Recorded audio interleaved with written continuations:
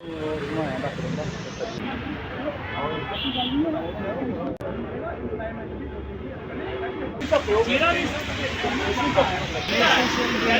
Language problem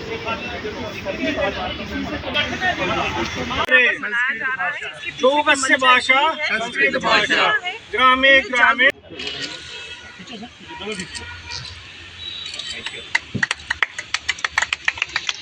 अब संस्कृत की कक्षा यहाँ पे चलेगी। जेंटलमैन का, लेडीज एंड जेंटलमैन में कोई ऐसा आत्मीयता नहीं। जिस प्रकार से संस्कार दिए जाते हैं वो नहीं, हम 80% ऑलरेडी इसका इस्तेमाल कर। ये संस्कृत की विशेषता है। तो ये जो है ये हम संस्कृत आती थी। एक आख्यान है, मैं बड़ी बार उसको दोहरा चुका हूँ। राजा ने गलत संस्कृत इस्तेमाल की और पूछा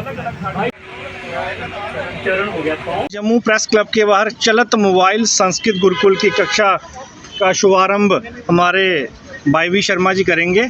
और विश्व का पहला ये चलत मोबाइल गुरुकुल है। पिछले 2 वर्षों से हम गाँवों में शहरों में जाके निःशुल्क संस्कृत लोगों को दे रहे हैं और संस्कृत माह के चलते आज ये कार्यक्रम किया गया है।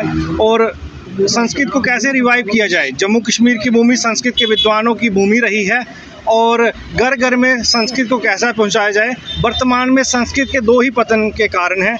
एक तो कुछ लोग कहते हैं ये बहुत कठिन भाषा है, दूसरा एक इसमें इनकम ऑफ सोर्स नहीं है। 2011 में नासा ने अंतरिक्ष में यान भेजा था, वहां संस्कृत की ध्वनियाँ सुनाई दी। उन्होंने 12 से 35 विद्वानों को बुलाया उसको ट्रांसलेट करने के लिए। नासा में संस्कृत की क्लासें चली, जर्मन के 14 विश्वविद्यालयों में संस्कृत पढ़ाई जा रही है। और कुछ लोग कहते हैं संस्कृत में भविष्य नहीं है, और कुछ कहते हैं संस्कृत बहुत कठिन भाषा है।